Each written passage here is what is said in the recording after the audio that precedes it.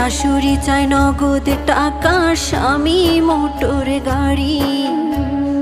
নিত্যদিনের যৌতুক জ্বালা সইতে নাহি পারি। কথায় কথায় ওরা সবাই তোলে গায়ে হাত, নোংরা ভাষায় দেয় যে গালি, তুলে বংশজাত। একদিন ঠিকই শুনবা বাবা তোমার মেয়ে নাই, যৌতুক নামের মরণ ব্যাধি হবে সেদিন দায়।